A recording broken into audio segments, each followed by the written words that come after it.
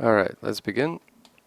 I recently made a video for on my YouTube channel. I'll upload this one there as well later.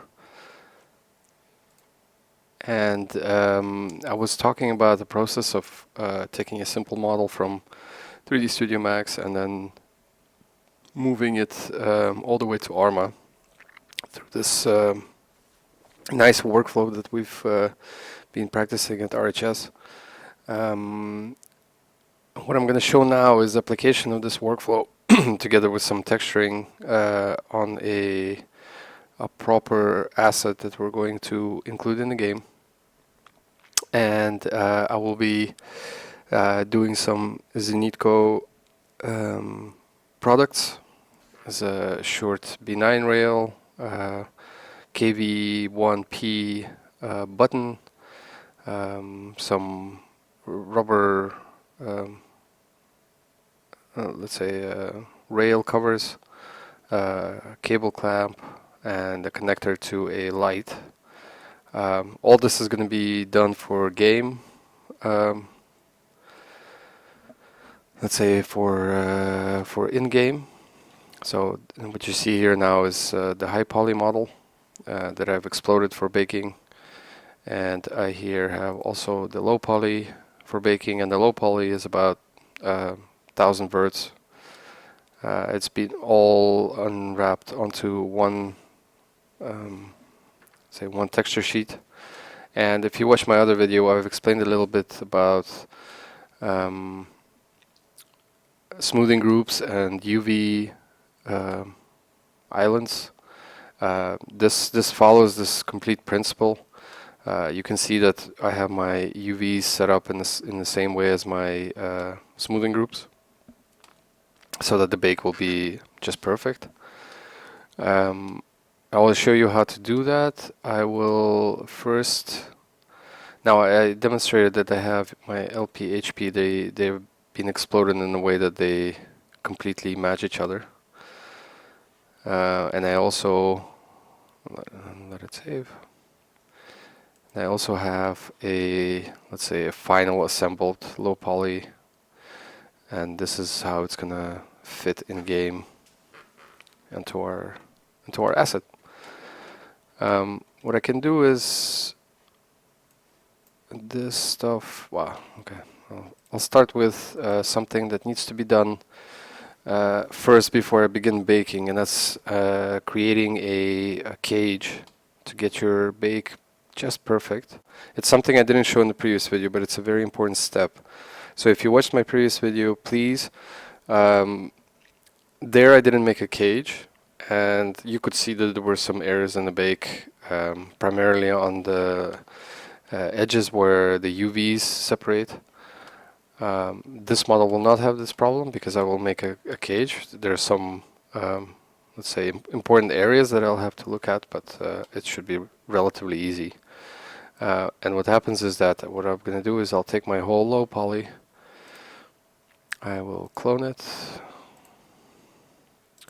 and I will make that in a new layer. I'll call it cage. So I have LP for bake. I'll turn it off.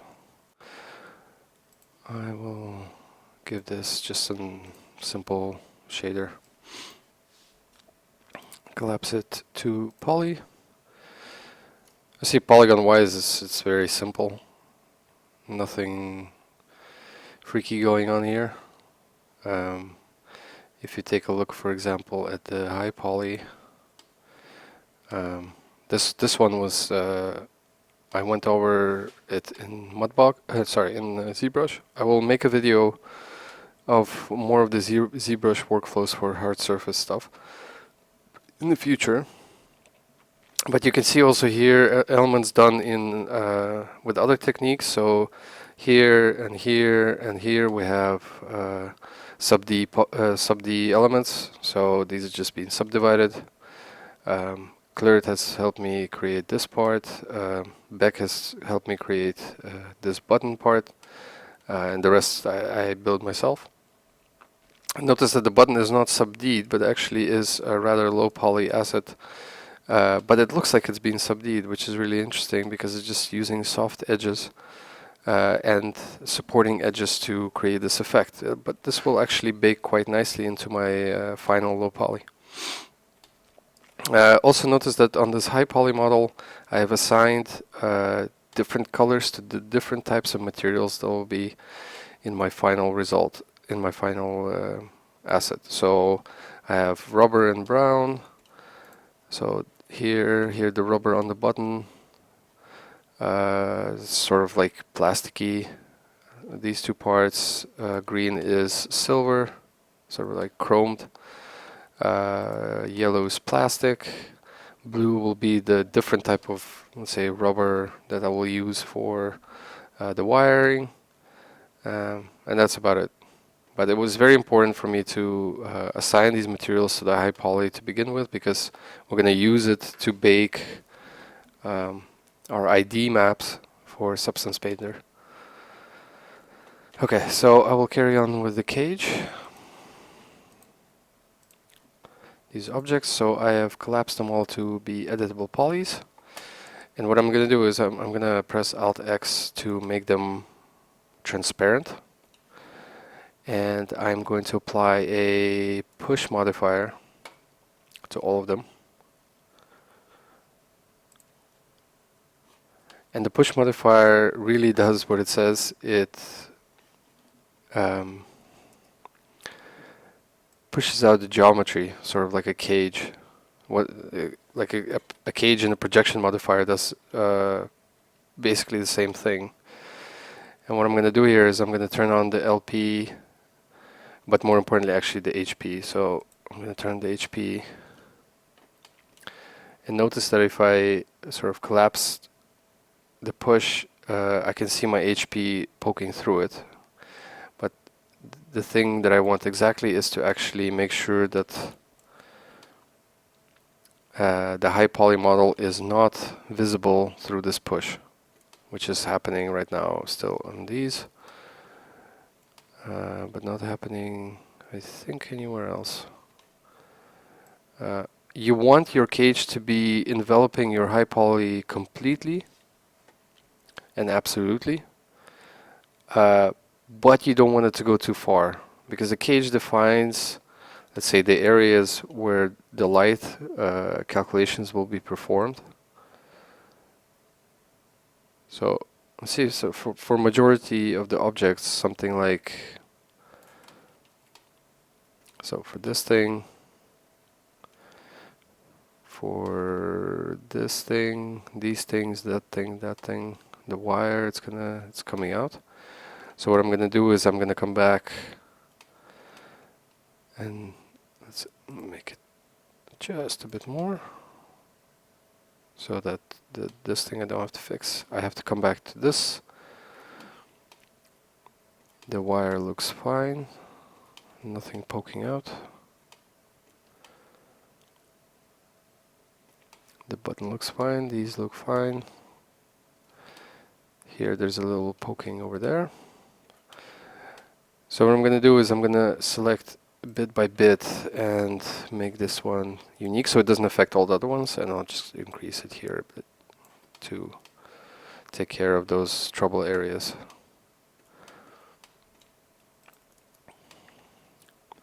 Now the cage is very, very important, so it's good to get it right. Actually, what I can do is convert it to poly. It doesn't need to be a push, and I can just adjust it to the way I want it to be. So I want everything to be just gray.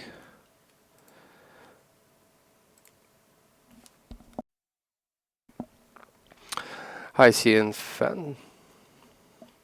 Okay, let's fix this one. I see there's a lot of poking out going on. After the push, there's just a little bit, so I'm gonna convert this.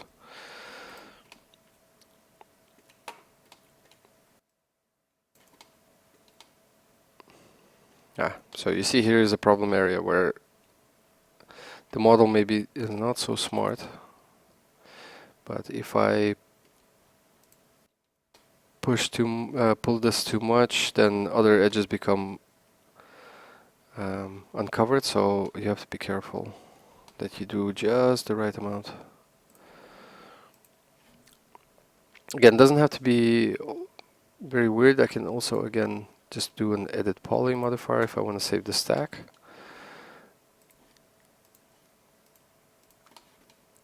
And just push these.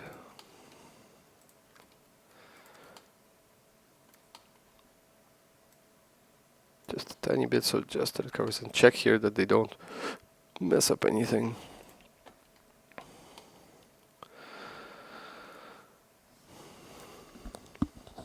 Hello, much. Hello. So that looks great. And I hope to demonstrate to you the difference between with the cage and without a cage. So now that I think the cage is okay, what I'm going to do is I'm going to select all the non-HP, so just the cage elements. I'm going to do export selected. And I will export as a OBJ. And I've done a few tests before, but I had to remake this anyway, so I thought I'll record it. So cage 4, I'll call it cage 5. Save. Preset none, export. Okay, done. So I can turn off the cage. Let's take our LP, low poly, select, again, going to export selected as a OBJ, because LP does not need to be anything special. V6 export, done. And finally I do my HP. And this is important, so I'm going to do export selected, but then not OBJ FBX, new HP2.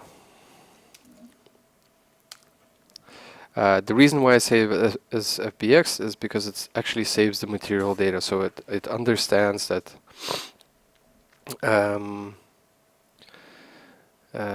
colors that are applied to these materials will be there. Hi Pufu.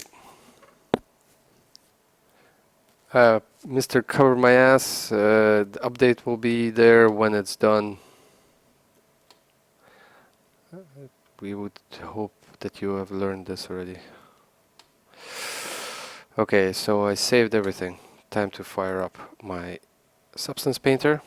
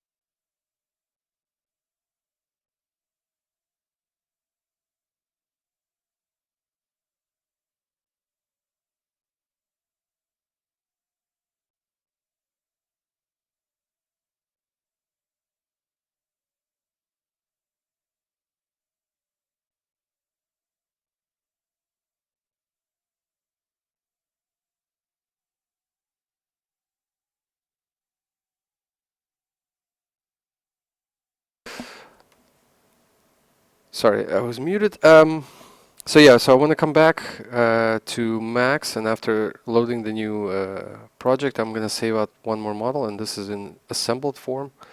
So not exploded for baking, but this is going to be assembled for viewing. So I'll save that. Again, OBJ.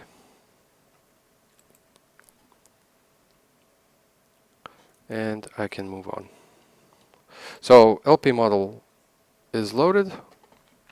And I will first show you a bake. Let me just add a few channels here. I want my ambient occlusion, glossiness. I want my opacity, specular level. I don't need. Oh, maybe diffuse. Okay. So I'm gonna go on with baking, and first I will show you what happens when I don't have a cage. I'll bake it 1K so to make it a bit faster. I'll load in the high poly, which is this one, I think. So I don't use cage. You have to turn off average normals, and for ID before it complains, I'll choose material color. The rest I'll leave as default. So let's have a look what it does.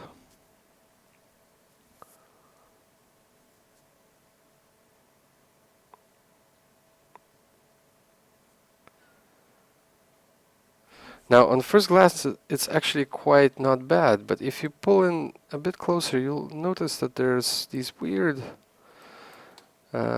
lines going on at the places where I had hard edges. And actually I used to ignore this quite a bit, and I always wondered, like, wow, other people's bakes look so much better. I couldn't understand why. So a colleague, Beck, has let's say showed me the light, and it was the cage that's causing all the problems. So let's load up the cage, and I have cage 5. You don't see it here anywhere, but look at what happens.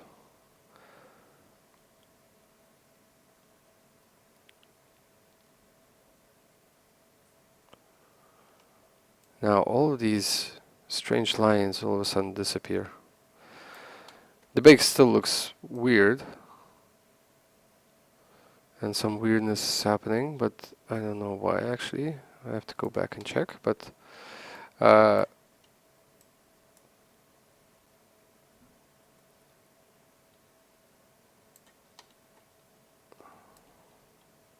in general it looks much better. I mean, you see that there's no line weird artifact going on here, and the bake here happened very nicely. Even though it's actually square geometry if you look closely, but if you look from the side it looks like there's the dip there, which is nice and cool. So I do have problem areas on the wire that I have to come back to and check, but just so that we make sure we bake in 2K.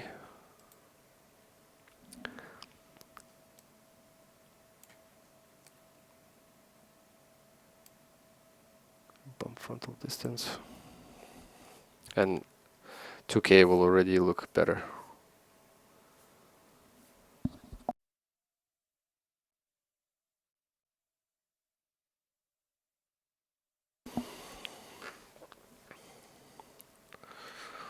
Look at that. That's smooth like the high poly. Fantastic. The results are there. We seem to be not getting a bake here, which is strange, and the wire is weird. So we have to check what happened. And I also want to show you a trick on how to improve this waviness that you get, and which is primarily due to the fact that the low poly has so many the amount of subdivision on the low poly is so drastically different than on the high poly that cylindrical shapes start getting bent out of shape like this. But for the rest it looks alright. So these rails and the wire seem to be a culprit. So we're gonna go back here. Just gonna check my cage real quick to see what's going on with the wire.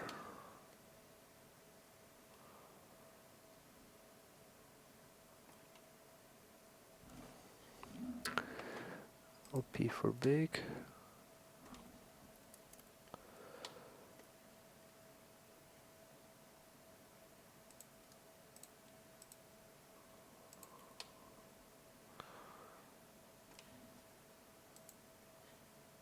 HP for bake. Everything should be fine.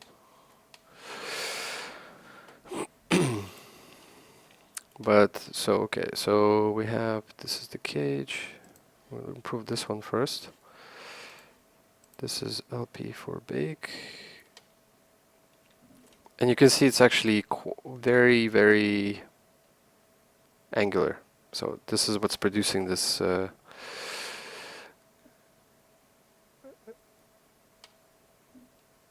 the waviness that we saw. So there's an easy way, well, quite a neat way to fix this, is that I can apply a turbo smooth and then tell it to only do the let's say the smoothing groups together. So what I did is I really increased the roundness of it to match better the high poly, but it you notice that it keeps the UVs of the low poly. So that is improved. That should improve the waviness. Okay, where else did I have issues? HP for bake.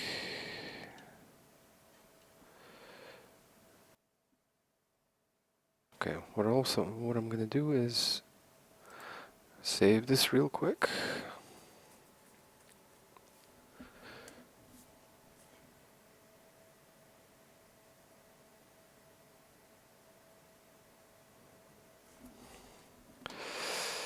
And I will export everything again.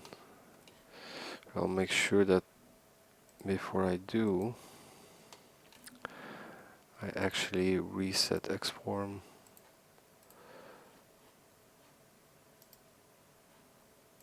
And center pivots to just ensure that there's no weirdness going on there. So this is going to be my new LP.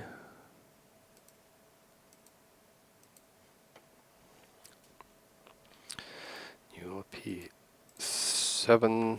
For those of you wondering what it's going to be, I'll try to show you the final result of what we're trying to build. Don't worry, just stay tuned.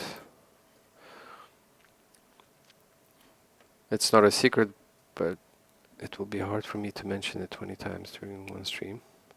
So LP has been saved. I'm going to do the same thing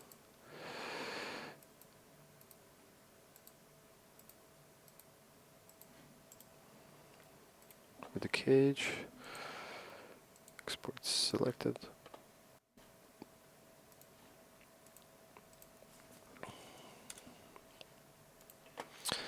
One of the main things is that these things take time and time and time, and you end up doing and redoing and redoing. And that's alright. Once you've determined yourself to stand up to a certain level, it's easy to keep it up. Okay, and again, export selected as FBX.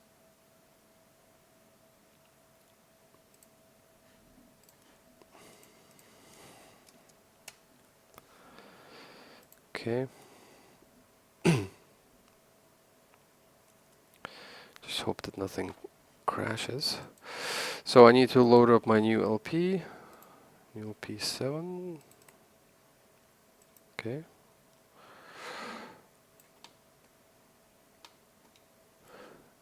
And I will have to rebake. So choose my new cage, cage 6, and remove this HP and load up the new one. And let's see how it goes.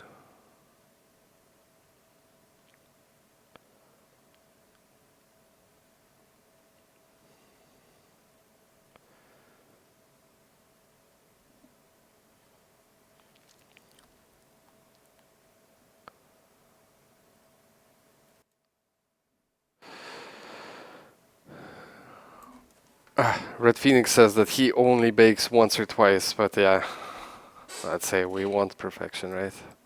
If it works for you once or during your first try, of course it's the best feeling in the world. But you have to go back and you look at it and you look at it and you're like, oh, this little piece doesn't work. Oh, that doesn't work. Okay, look at our wire has been fixed and our rubber. The thing that I'm making is a B9 Goose rail extension for the Zenitco rails, and I have the KVP1 button. This is basically stuff that you would put on an AK. We've been working with Zenitco. They've been providing us with reference, and we're trying to fit in some extra stuff in the release.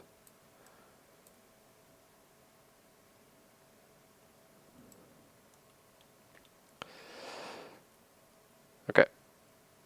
I have to say that looks really good already. So last thing I do, come back here, turn off all this stuff, and I'm almost done completely in Max, so I'm happy.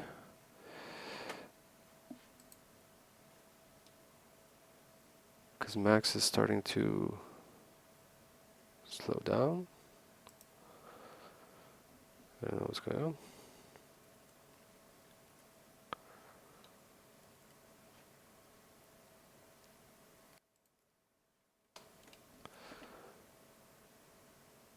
Okay. I think my driver froze, so I can't see anything.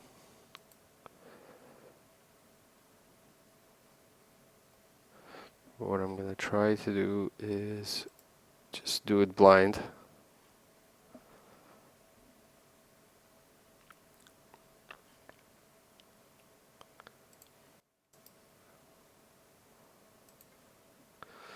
Convert to editable poly and just pray that it works. And then do a center to object. Okay. Let's export. Export selected. Oh, it's saving. OBJ. LP assemble. Yes. Export. Okay. I'll save one last time. At this point, I think I can shut Max off. So, don't think I need it anymore. Okay. So now that we've got all our bakes, we have nothing in the channels yet. So we'll turn on material again. And you can check your map. So what's been made is a normal, world space normal, ID, ambient occlusion, curvature, position, and thickness. Substance Painter uses these in conjunction with its texturing workflow. So it's very important to have all of them. Otherwise, some of the features won't work. The great thing is that it does it all for you, so you don't have to, you don't have to do anything really. But remember the thing I was talking about? So we got rid of mostly of the waviness. Now the waviness is not so apparent, but to get it really not to appear, you really need to match the curvature of the high poly. So I'm happy with this. What I'm going to do is I'm going to change the project configuration to contain the assembled model. Yeah, so this is how it will sit on the rail. And now I can just do a last double check. And I am very happy with it. So I'm going to save.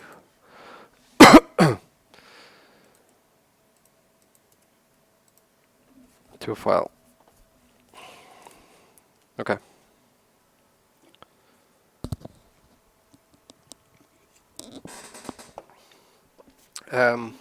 Make sure that I will upload this video to my YouTube channel. If you don't know where that is, I'll write it in the message in a second.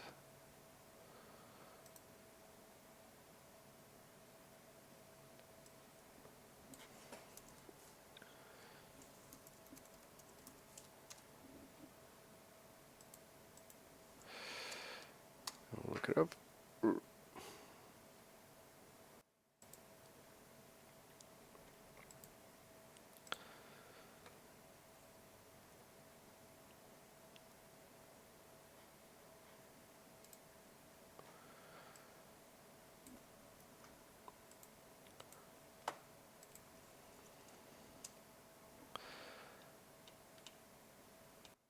So please go to my channel. I have tons of other videos there on modeling primarily, also some RHS stuff, and subscribe. All right, so we got somewhere. Now I can begin texturing finally.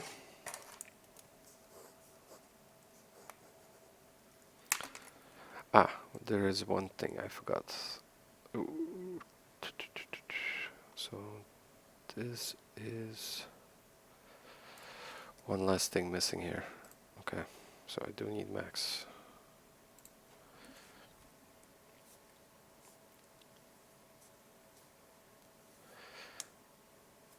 This is for a AK weapon. Stuff for Zenitko. We showed some screenshots of a new rail. We showed screenshots of our new muzzle attachments. We've shown screenshots of laser designators.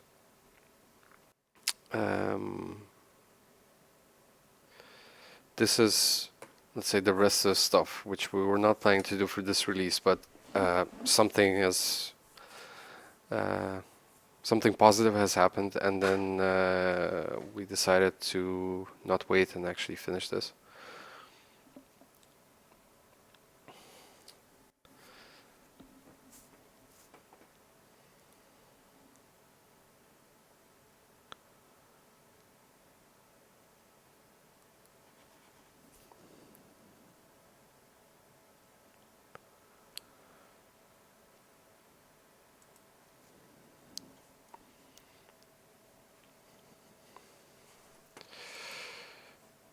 We are planning in the future to model more weapons, including the AAK.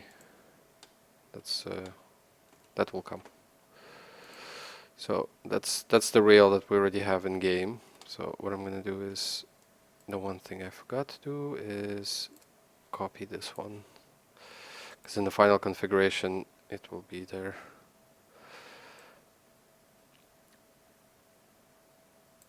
About so. It's basically a guide for the wire.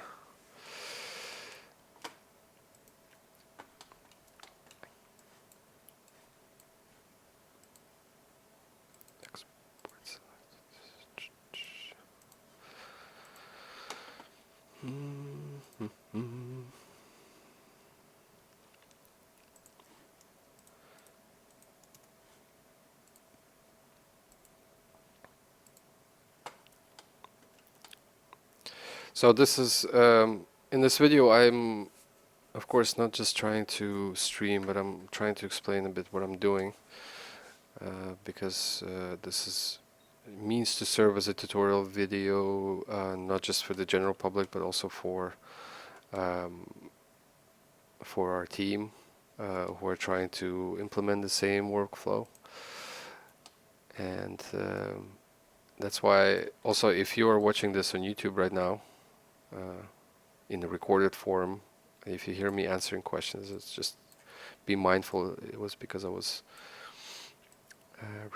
streaming it on Twitch, and that's why I'm answering questions. So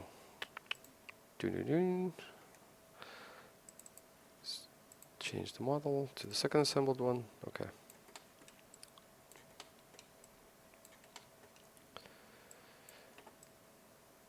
Okay. Yeah, I'm very happy with the bake. And I think I can move on. Check my channels. Yes. Okay. Now I'm gonna go into my materials, and I've already textured some other things, and I've created lots of layers, and in SP2 you have this option to save a folder into material. So I do have a material that I've used before, I'm just going to start with, and hope it doesn't crash. Never did before, so so I have this rail.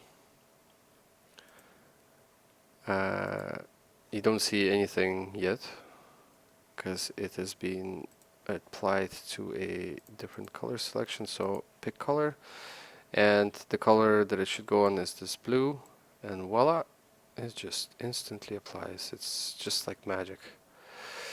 I'm gonna turn off decals because I have some decals saved there.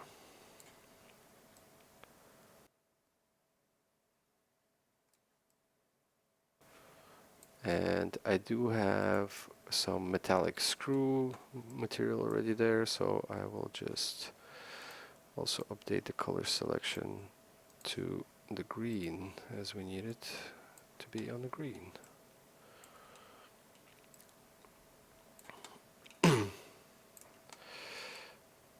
So here we have this metallic there and on the screws. Alright.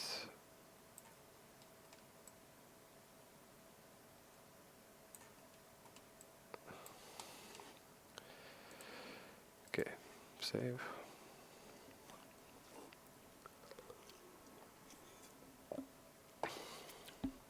Now I'll need some sort of rubber material. This is for the rail. I'll actually take out the screws and decals for later. I don't know what this one does, but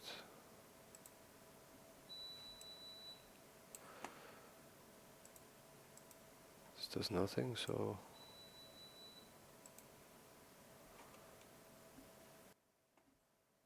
just gonna delete this one.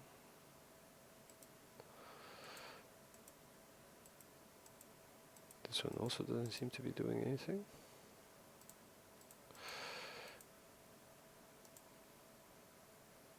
Okay, this I don't need.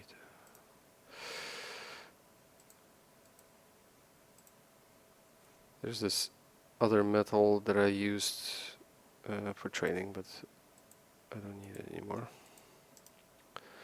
So I removed that one as well.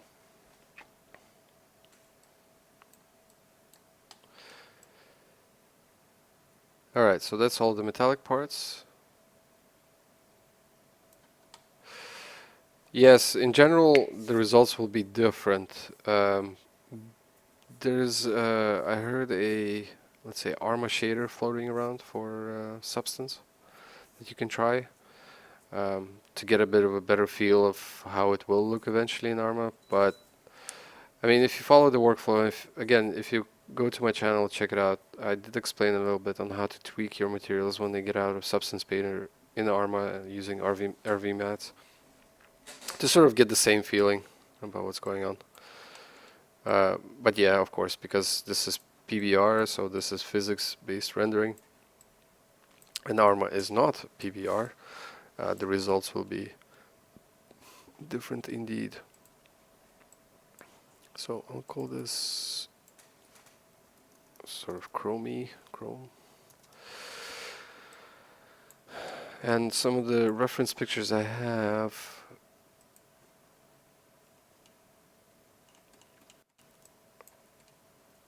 are suggesting that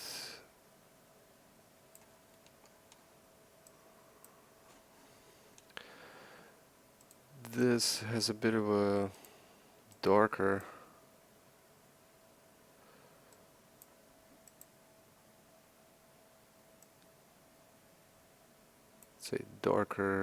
appearance. Not exactly black, but still not so shiny white. So we'll give it a bit of a grayish look.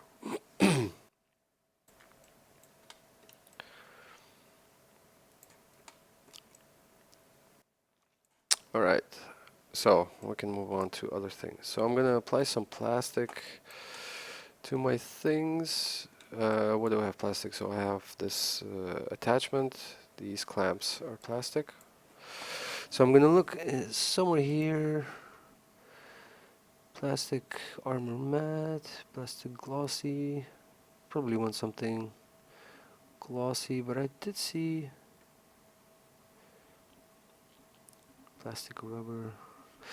Nice thing they also added in SP241 is the ability to search through your all of your shelf here. So I'm just gonna plastic just to narrow it down. So I have stressed plastic.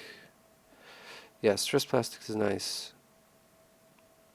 Used up shiny, but this is something probably I can try. And it's gonna try to apply it everywhere, but I like this one, so I'm gonna add a black mask. Select the mask and do a add color selection and pick my yellows. And these clamps actually they come in black and sort of tan, but I'm gonna do all black. So I'll go back to base plastic.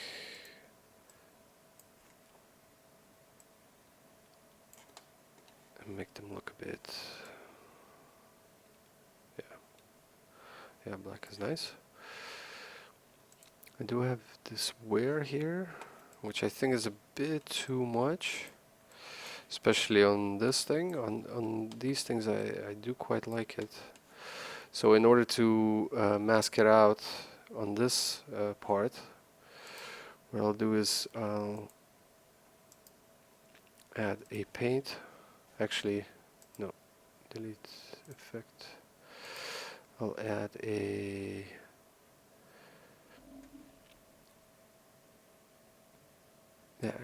add fill. No, add paint. Yeah, paint's okay, but I'll do polygon fill. So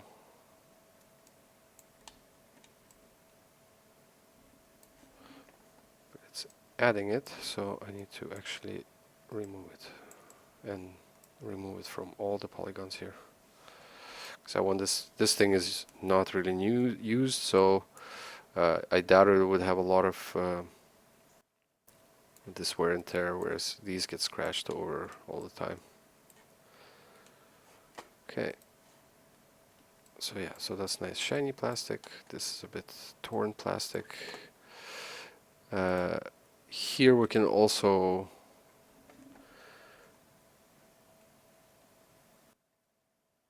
tweak it a bit, because right now it seems like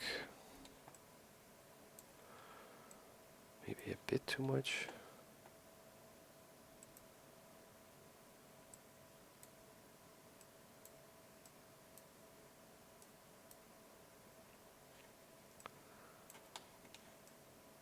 So some scratched edges.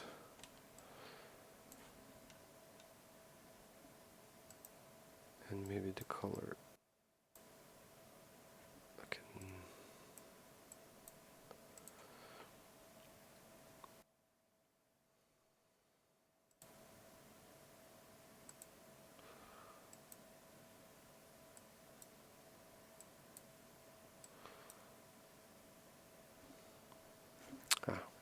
let's just make it a bit more subtle.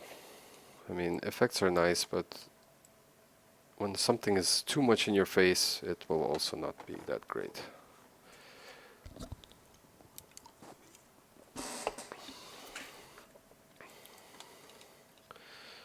Okay, rather happy with the result here.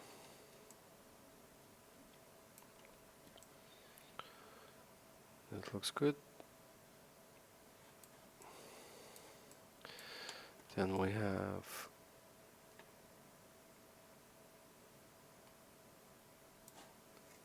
do have rubber. I'm going to use two types of rubber, so one for the wire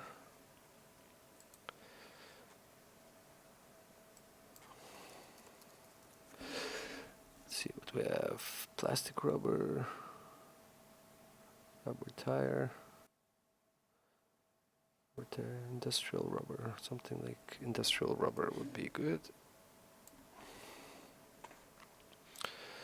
And black mask. Add color selection, pick your wire. And just off the bat it looks great, so I'm not gonna even bother tweaking it at all.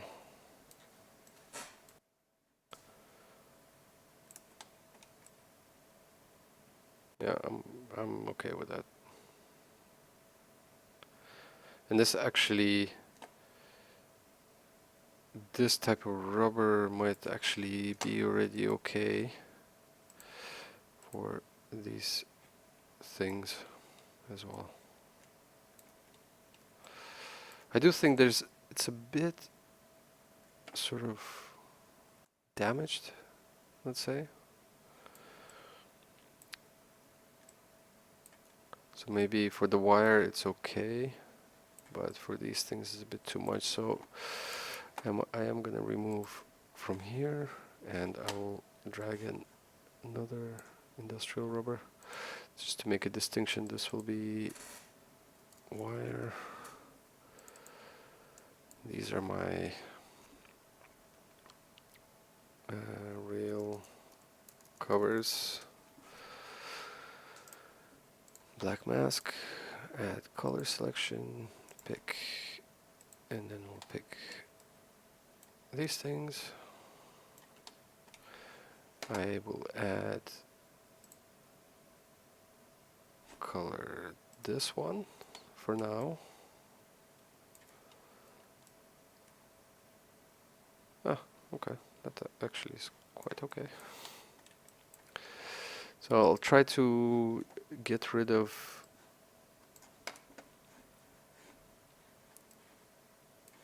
this damage, so these things should not be so scratched up. So let's have a look. Color is okay, roughness. I do want it a bit dull. Maybe a bit, tiny bit more dull.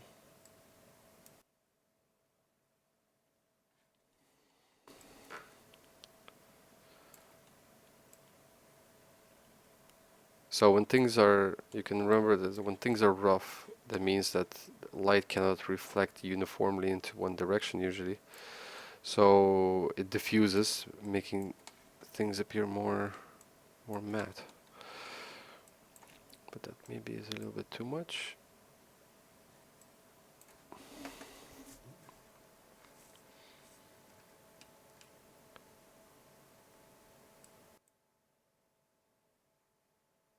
Okay, this does nothing. Dirt.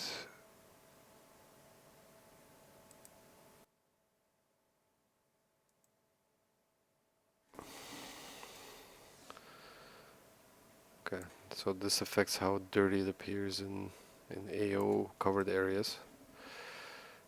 So we don't need it to be so much. Height, smoothness.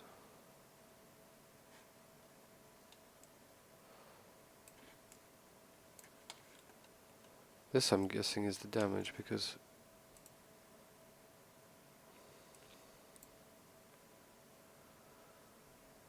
nothing.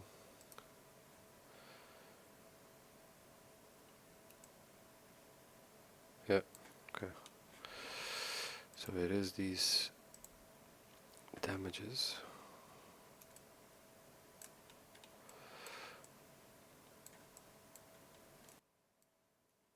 Yeah, so now that's pretty smooth, so I like that.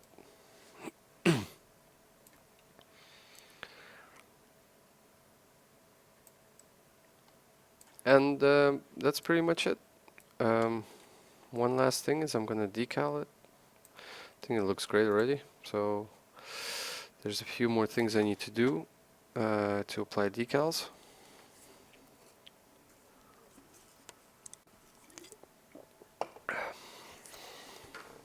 And then I will be ready to put it in Marmoset. where I'm setting up let's say a scene for all of these parts, and then some day later I'll also make a video of bringing it in game. But I mean, for 1,000 polygons, for 1,000 vertices, this looks quite good. I'm happy with it. And just one last thing to do is to go into Photoshop, and I need to create some of the decals for this.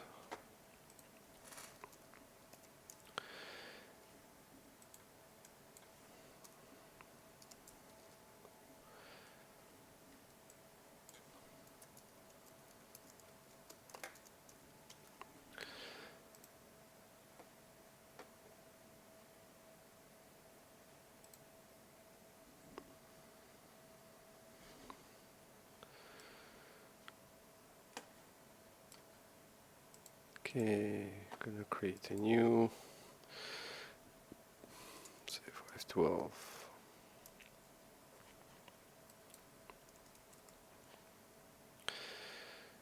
By 512.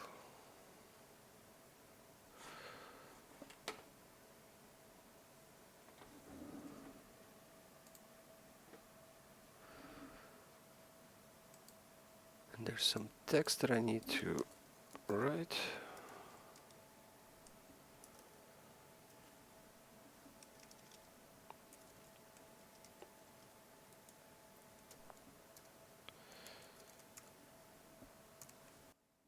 Sorry, this is off screen now, so you don't see it. I'm just writing it in a translate thingy.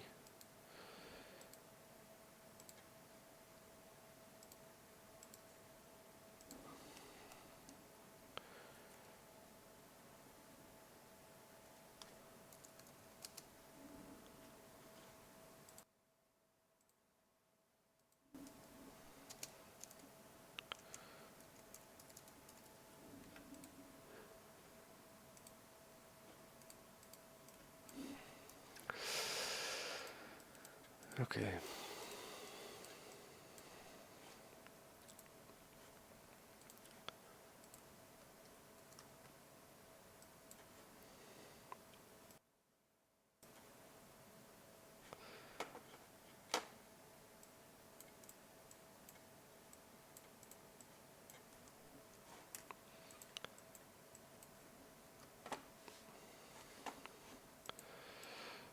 Ah.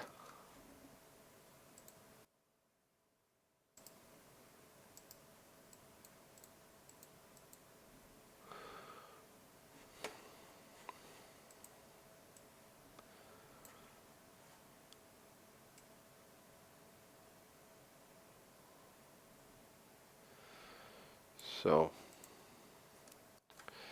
let's make it Arial.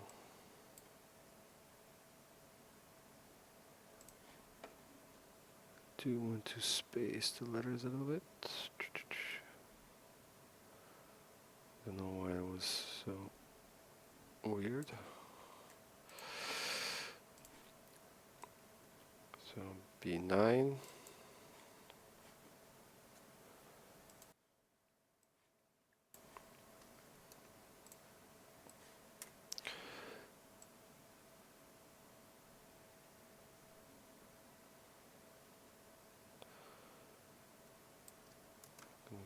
Delete that.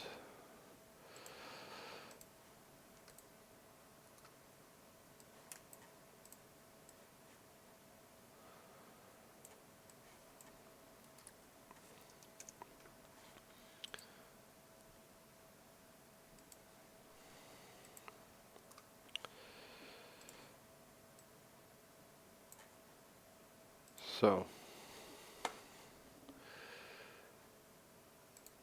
B9 is the main thing. You need. That's the company. Let's say.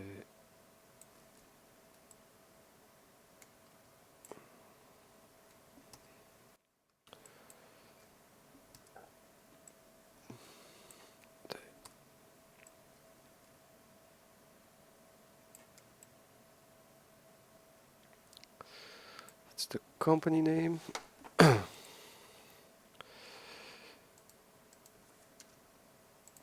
this is made in Russia.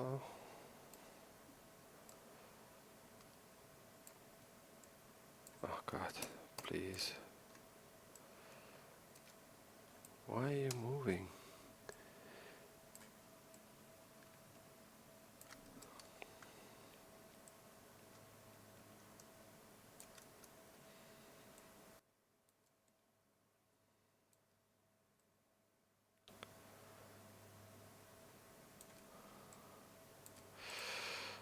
Place it like so, and then just one little thing I do need to still enter.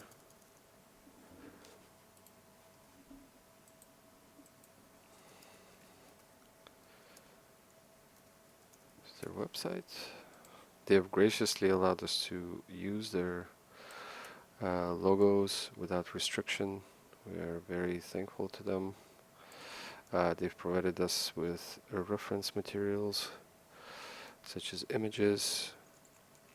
Again, these guys have been so nice. We don't have the words to thank them, except for trying to reproduce their awesome things. Okay, so I do want these things to be white. So I'm basically making an alpha. So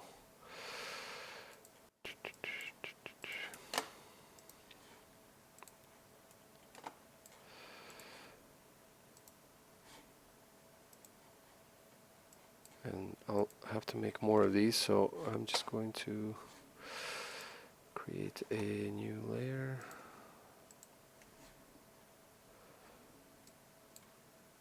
Black layer. Background, and I'll save this as a PNG.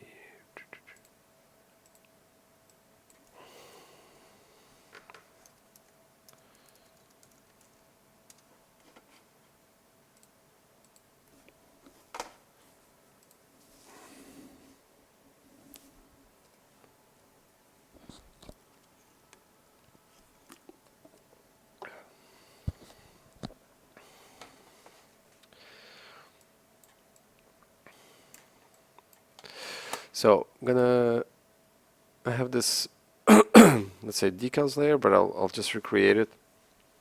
I'll add a new fill layer.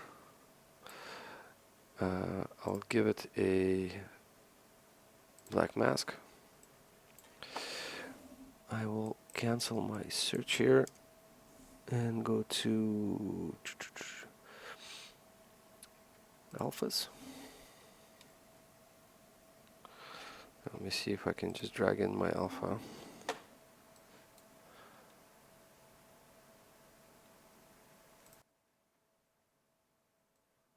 I hope I can.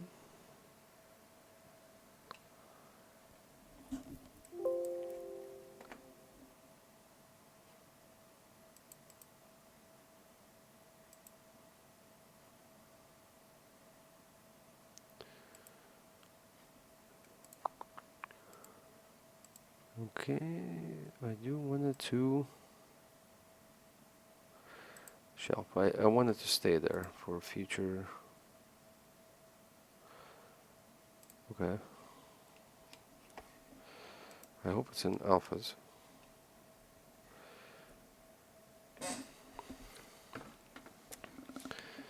It does not seem to be. Where it is? It's probably in textures then.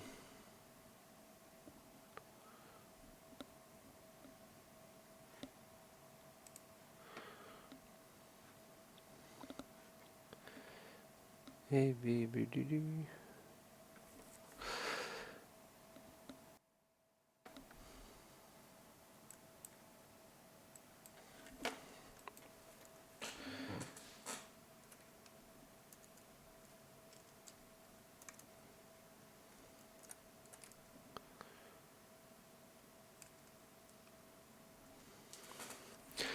That's strange.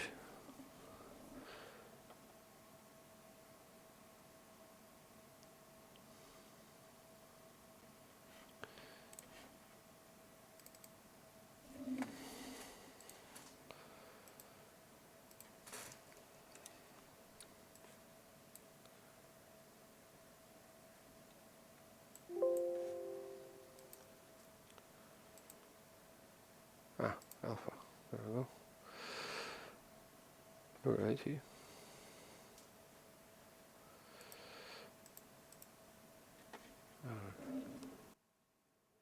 Yeah. So I do have a paint. I want to select my alpha.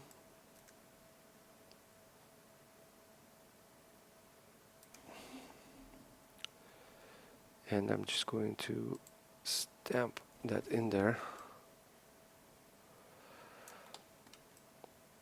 And I've created a nice decal. It's not really straight, so I will can I have a bottom projection?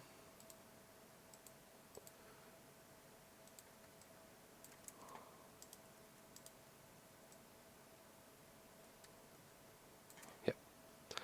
So shift clicking, sort of ZBrushy way.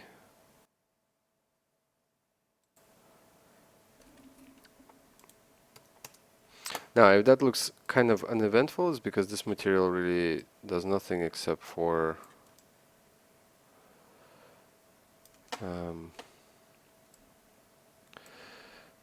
let's do some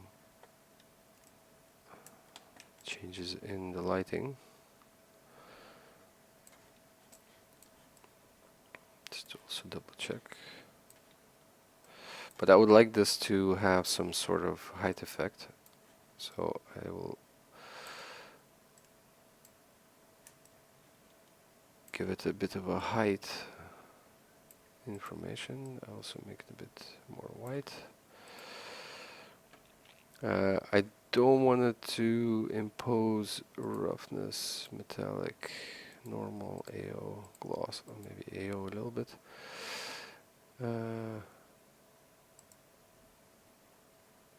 You know what? Let it do everything.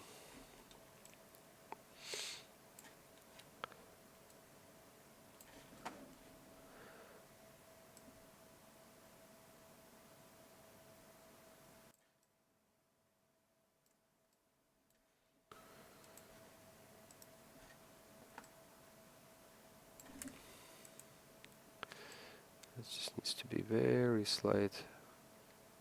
Because these things are engraved usually, so.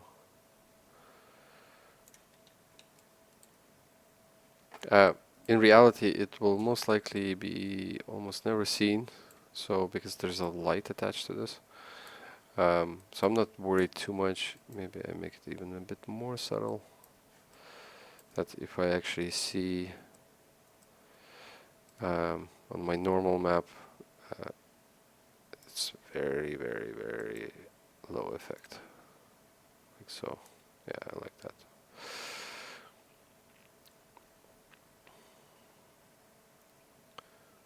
Okay. See, almost zero effect on the roughness. Metallic, it does have an effect, so I'm gonna try to level it out with the rest of the area, something like this. Check my other channels where it affects glossiness. Specularity, it will be very... I do have weird specular here, but okay. Something I need to take care of when I do this for in-game. I have to come back here and edit it.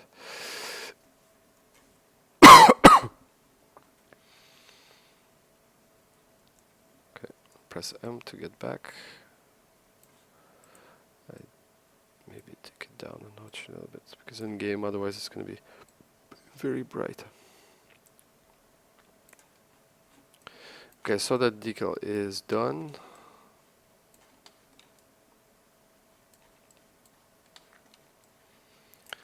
For the rail, that's it. There are no more. There are a few things I have to do for the button. And that will be actually it.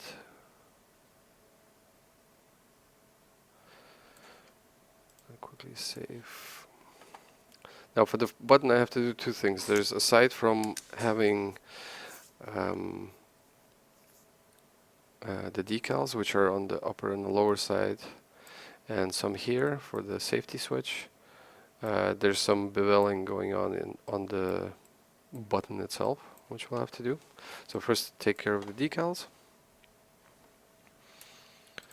I'll have a quick search for an example.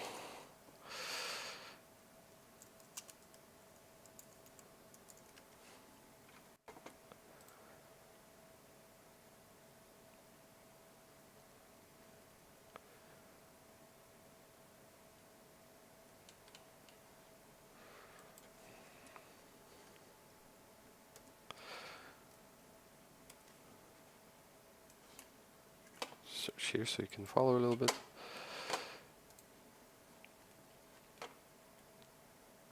Is the stream stuck for people? Or is this for me?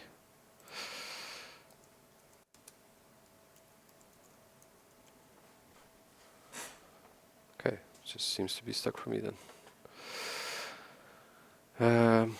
A while ago I already did the LCU, the laser designator, pairs 3, the model. Now I'm trying to do this button. That is actually not for the LCU itself, but it's for the flashlight, the one that we already had for a while. I do know that there's this series of images. Again,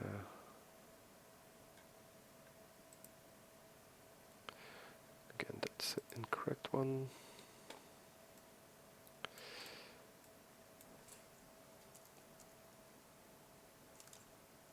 КВ1П. Зенит.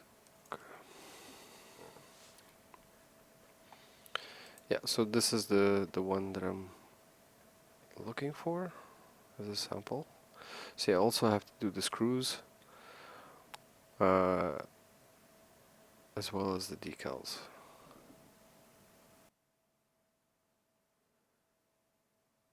So the website we already have, the Made in Russia we already have, so we do need to make the top decal still,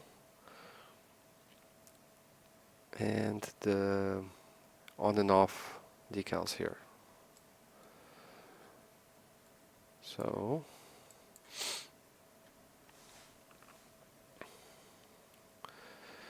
what I'm just going to do is add what I need, what I'm missing from here onto this one. It'll be faster this way.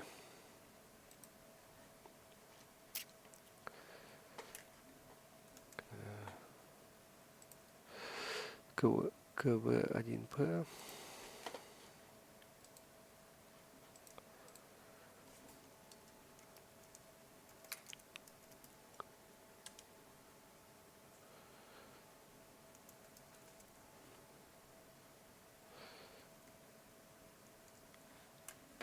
Зенитка.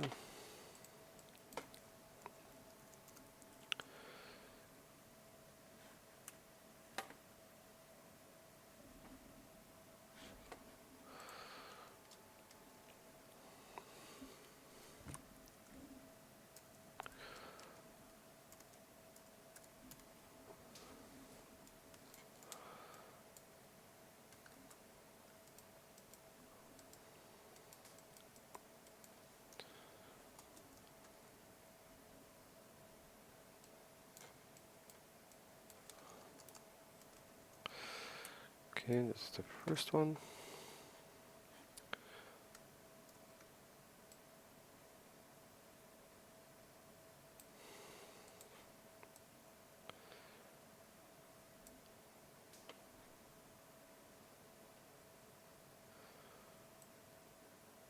It does have a little trademark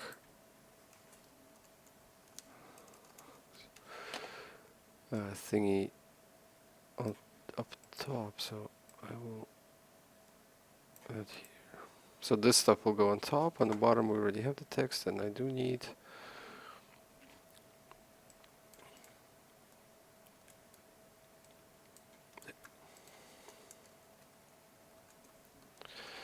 some on and off text.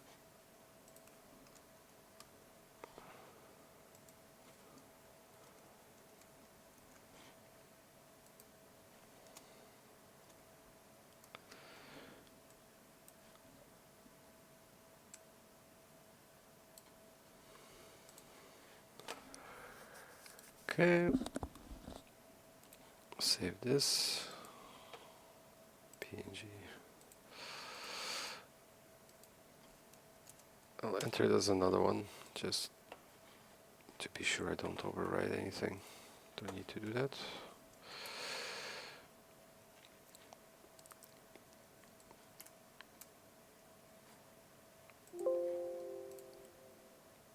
Alpha.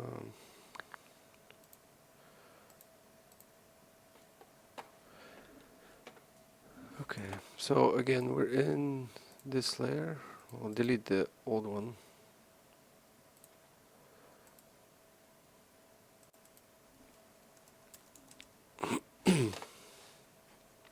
I'll select the new one.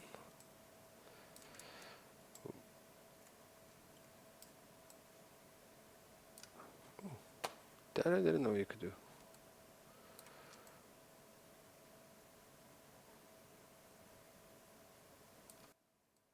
How did I bloody damn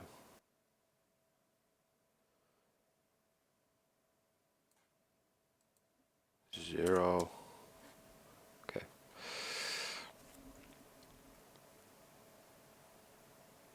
So the top.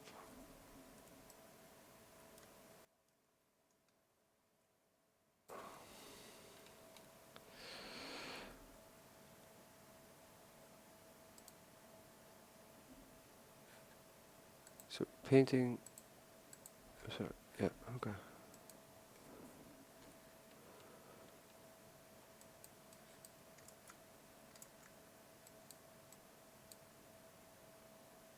Oh. Okay. Apparently it only works when it's like dead center. All right. That sucks.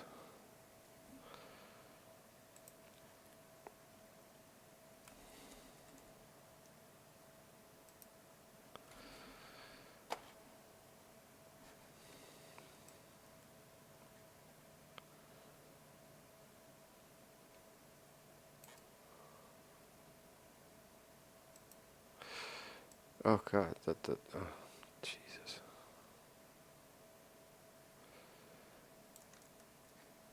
Okay. Useless thing.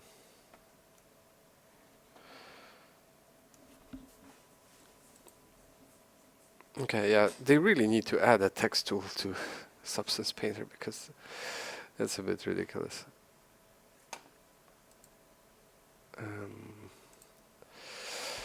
We'll take away the parts that are too far.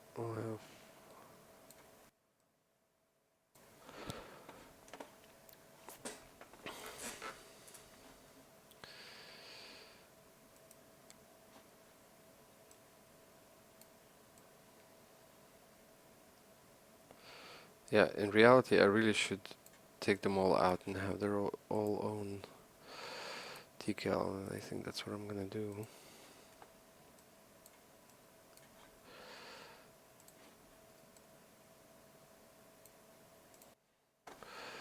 Yeah, let's do that. I mean, I do use these quite a lot, so might as well save as.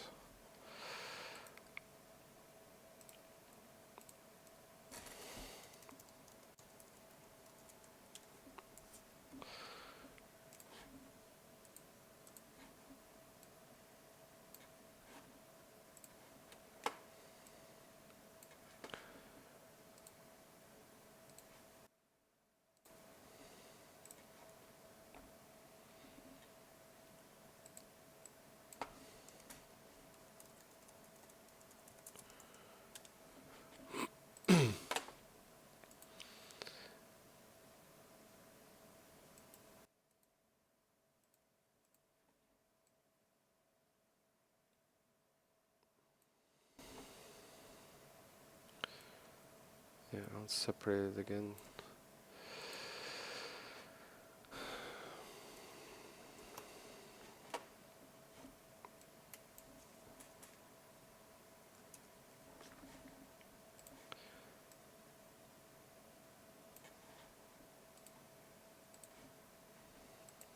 I can import them all together, so it's not a big deal. This is the name, KV1P. P.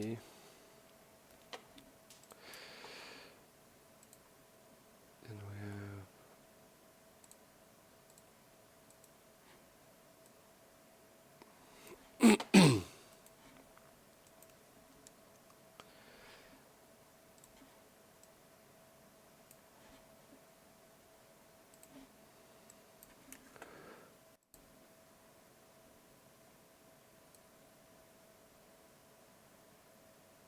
trademark.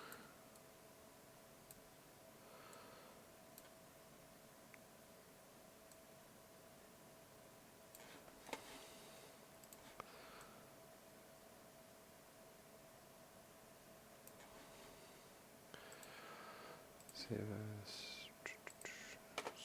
PNG.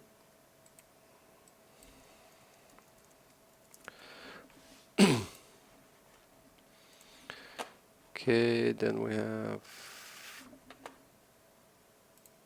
what else? Last thing. Yeah, I'm doing it separately now because they really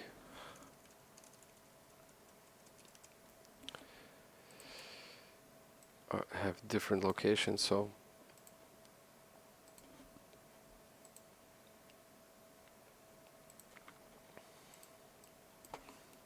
off.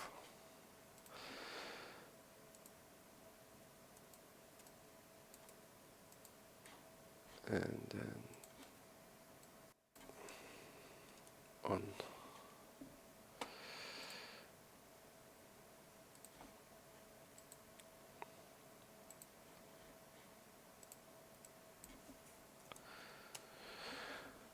Whew, okay.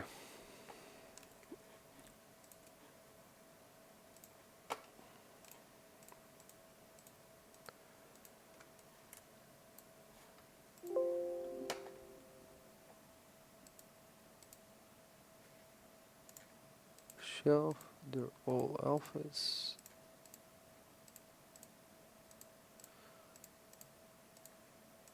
Import, okay.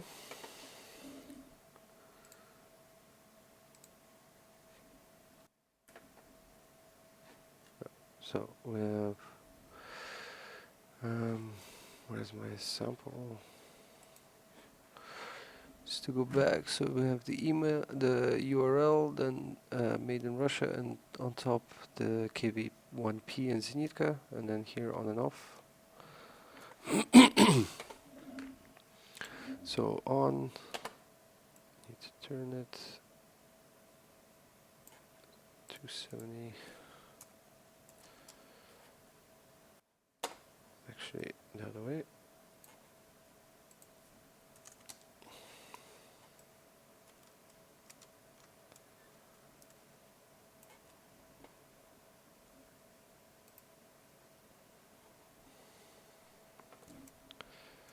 So look, it does look a bit bigger.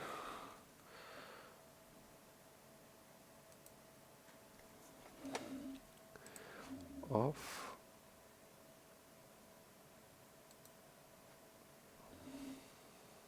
Okay. Then we have made in Russia, so we rotate it back to 0.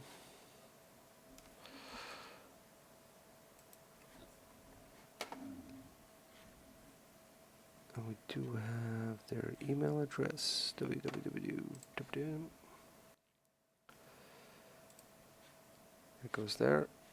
And at the top we have the name of the product. And we finally have their logo.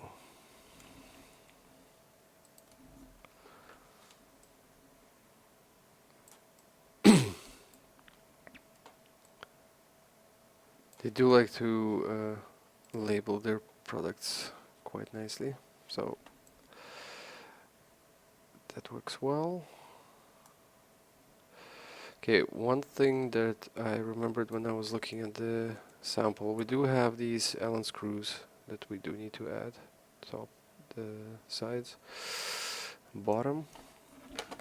Now I'm gonna try to see if I can use my this flush fasteners tool that I bought. Let me see again. Sample, I have one at here and two there. Okay, let's do another layer. Tool. I am curious about the result. I did have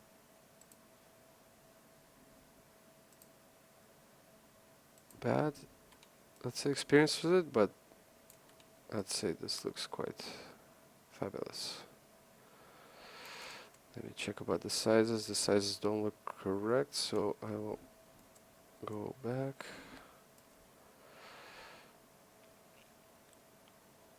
I think like this is a bit better. Okay.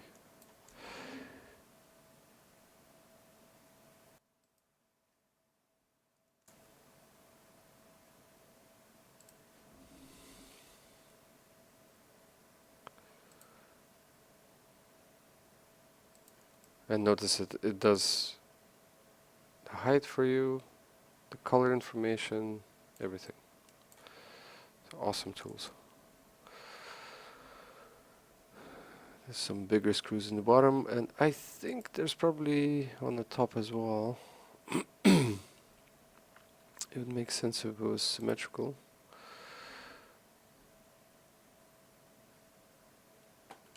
I have the strong suspicion that it is.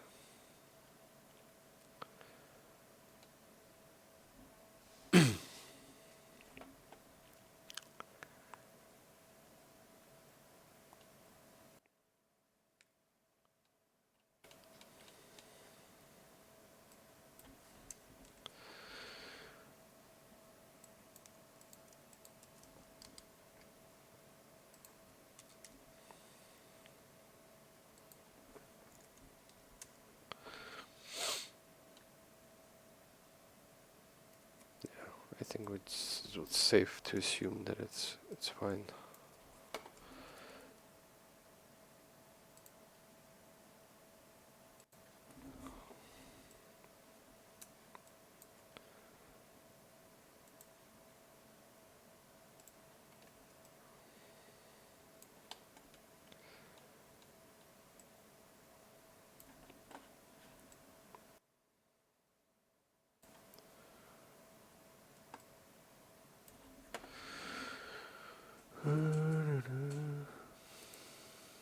So Allen screw material tab.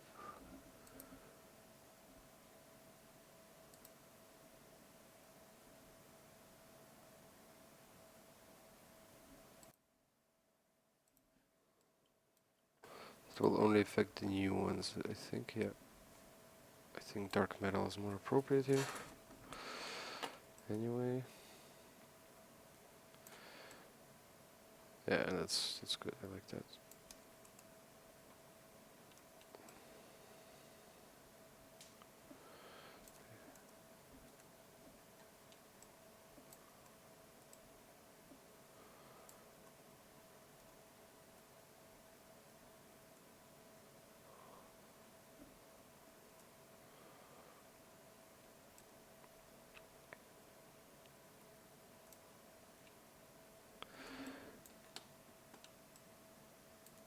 Actually, our decals look wrong.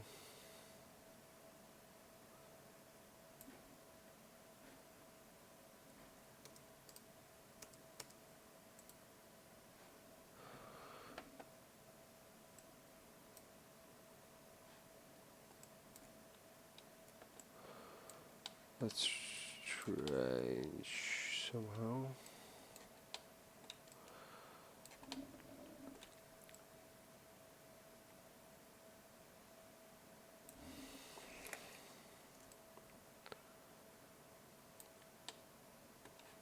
No, that looks wrong.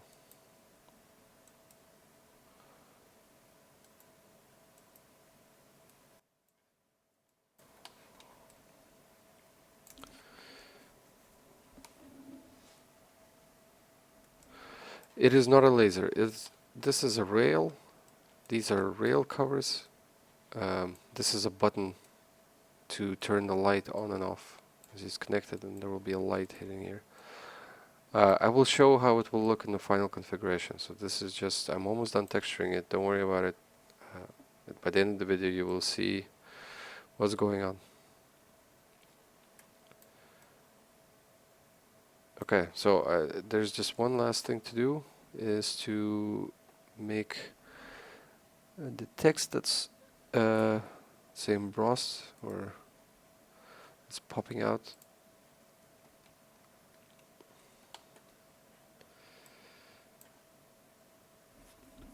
from the rubber here,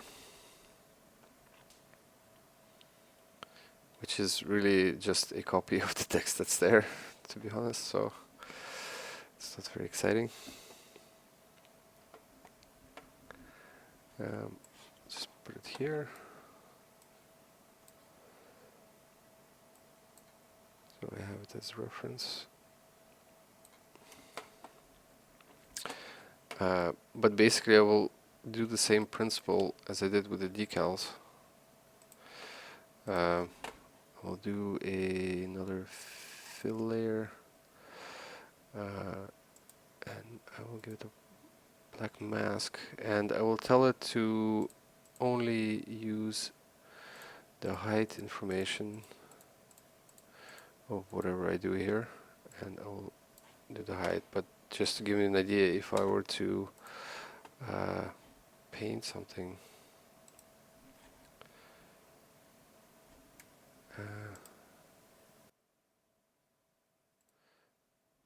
please cancel my tool. Where is my tool selected?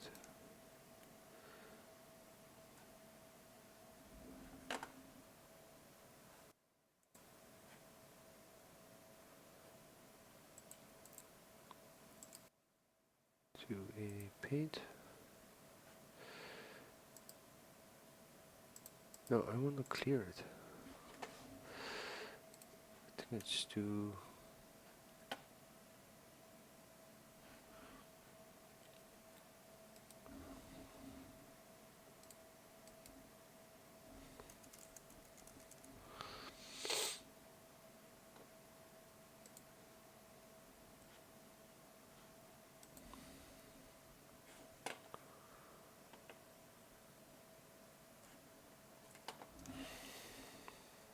Basically, if I do this, you can now see that it doesn't transfer any color information. It's really just stamping a normal onto my texture. So that's how this layer will work. I am not sure why.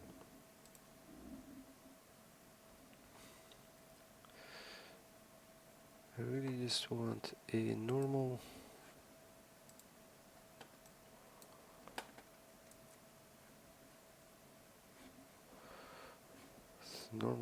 thingy.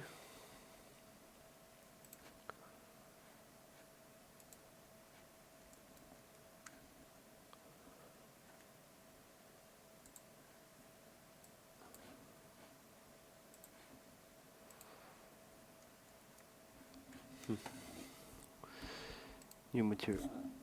Was this it?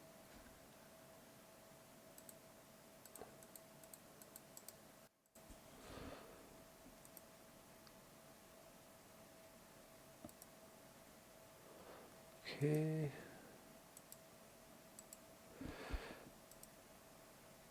Brush. No angle jitter.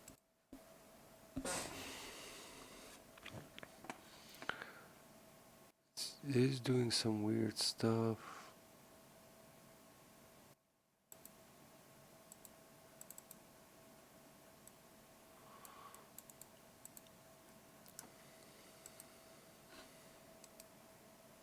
Okay, that does it.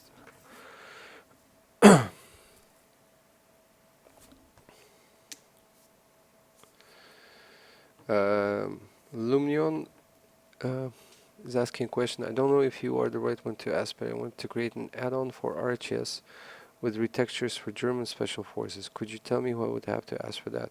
I can answer to you. If your plan is to make a retexture, so a configuration retexture where you create new textures and then through the config just change them,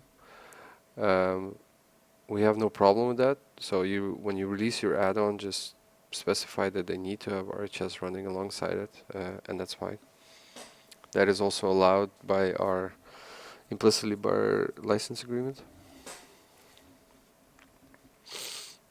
We do reserve the right to do make a complaint if somebody makes a retexture that we find highly offensive or something like this. We will ask major sites to take it down, but this has almost never happened.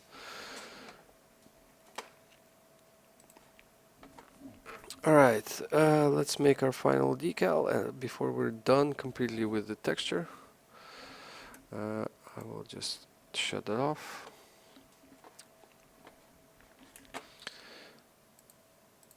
I can copy this one because it's going to be the same text without this, and it sort of has a ghost to have a very nice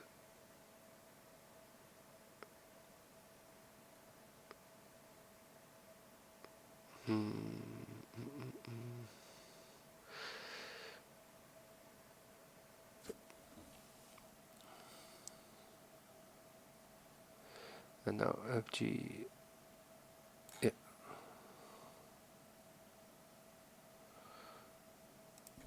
sort of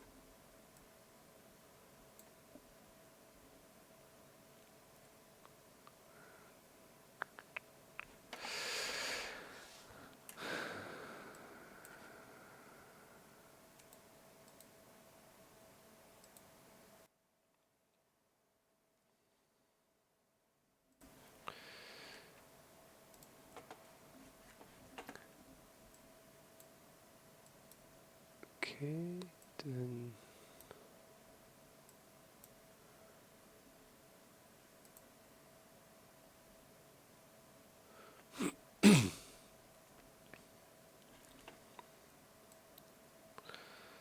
sort of like this,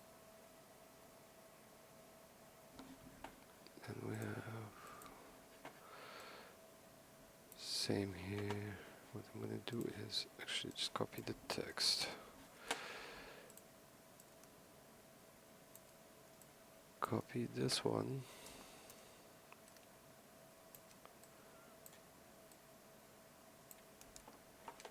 because I don't want to look for the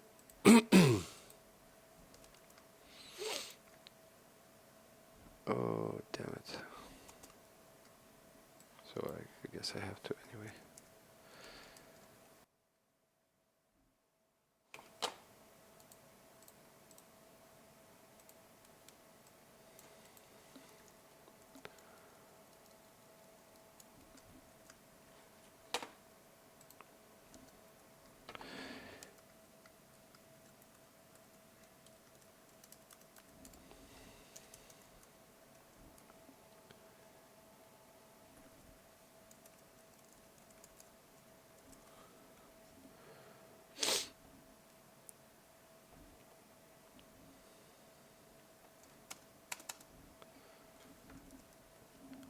Something like this.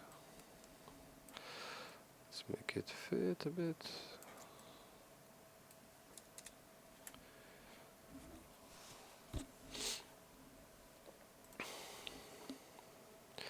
And we need their logo, which I think Red Phoenix should have somewhere. So I'm gonna ask him.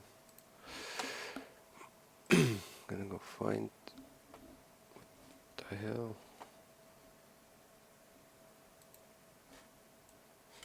Nope.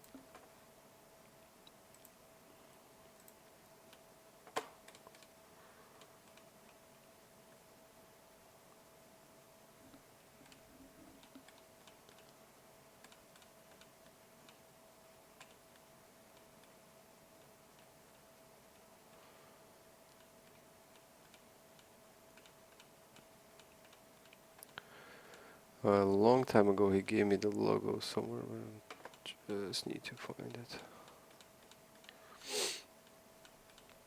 Because I don't want to redraw it again.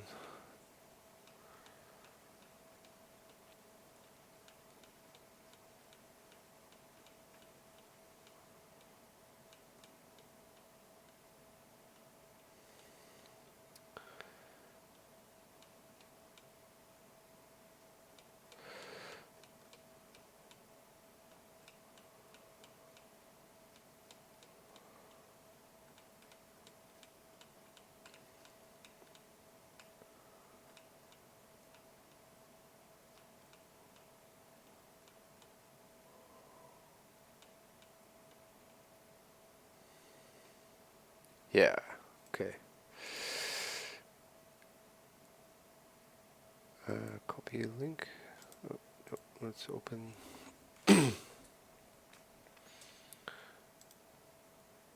Save image as.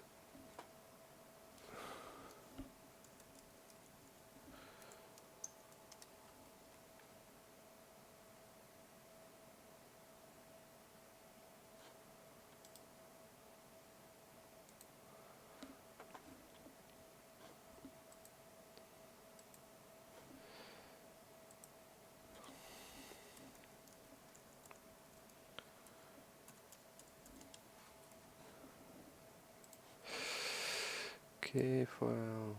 Place embedded.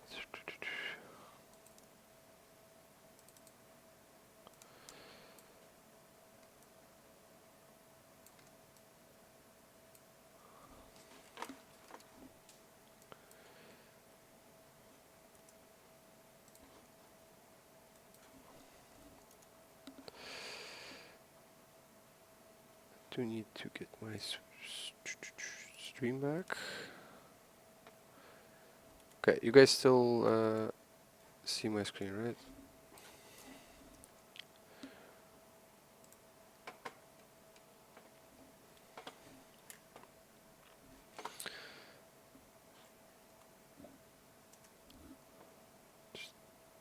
Just gonna double check about the accuracy, but that looks about right. Yeah, that looks okay. So I'm gonna save as, place.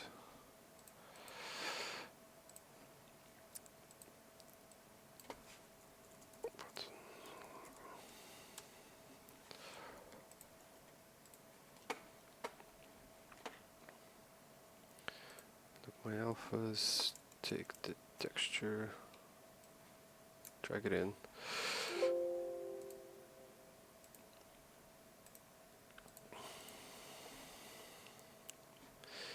And here it is.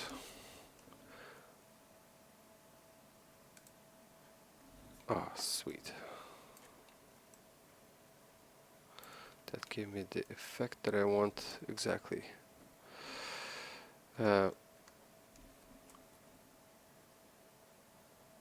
Size is not entirely good. So ideally it should be something like this, so the logo has to get smaller, I think. Should be something like so.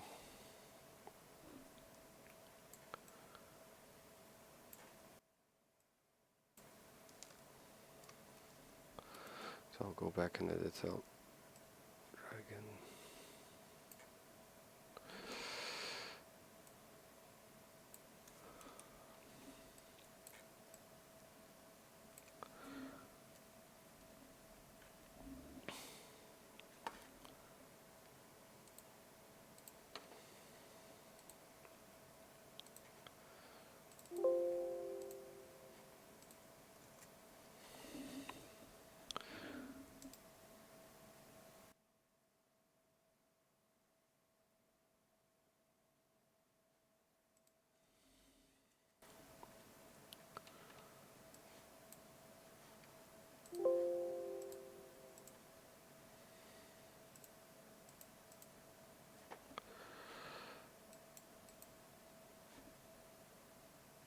Yeah, that's it. That's it.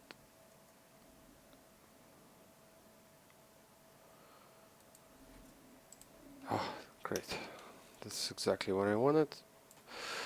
Let's quickly save it before I lose everything like it usually happens. I'll save a copy as well.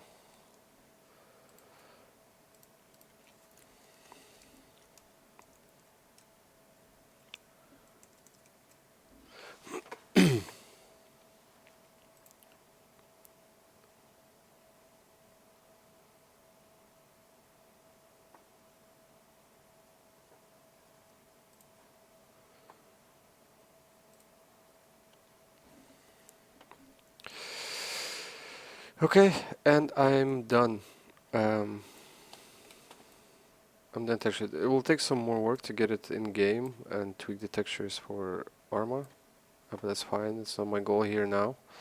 Uh, I'm gonna use it in another project, but just to give you an idea of what I'm gonna do, I'll export textures now and show you a little sneak peek. New folder, and this is gonna be extras.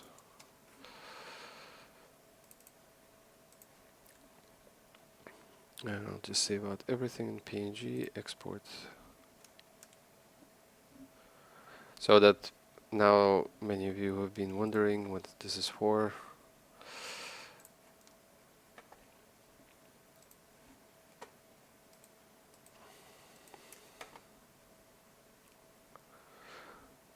I think this will be interesting to see. So we have this complete setup, the LCU, so laser pointer, the rail that we showed off already. There's a handle, and here I had the let's say test version of the button, which I'm now going to delete because it's no good. So I will import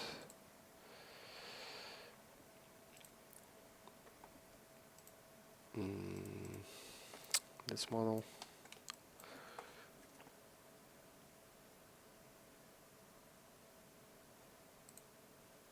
Add a new material. This is the extras.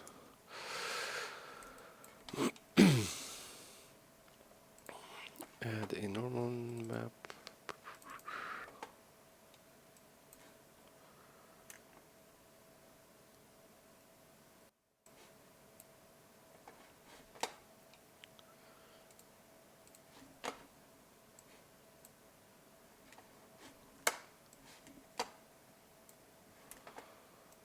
And my normals, they are inverted, it seems. So I'll flip Y. Nice. Add my. So we worked in metallic and roughness. So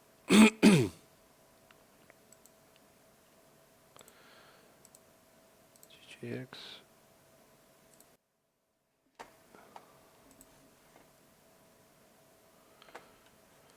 Just have to check. So occlusion, metalness, albedo, base color.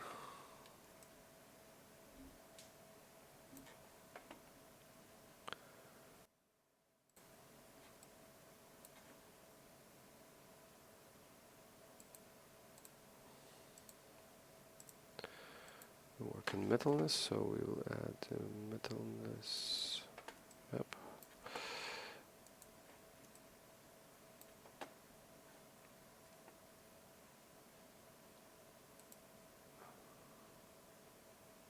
Roughness in gloss.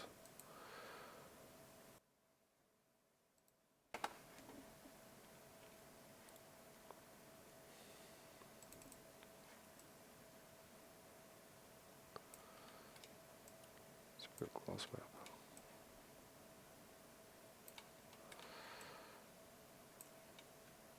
So yeah,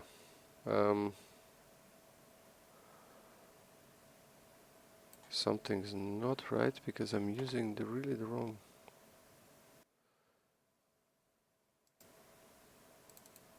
this is wrong. Extras. I'm like, what the hell? Okay, that makes more sense. Yep. That's stupid.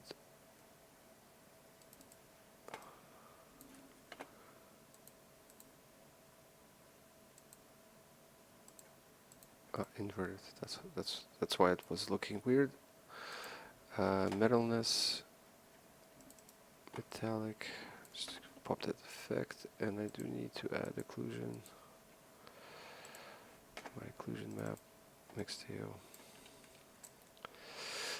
And that's it. I hope this is a bit more clear about what I was doing.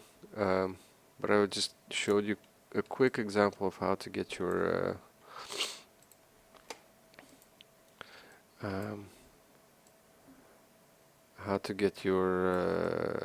maps done. I think I've been going on for maybe 2 hours or so, 2.5 hours, but in that time we managed to do a lot of things, and I hope this was a bit educational and fun to watch. Thank you very much. This is it for me for today, and I'll try to post more videos about this kind of workflow in the future. Thanks.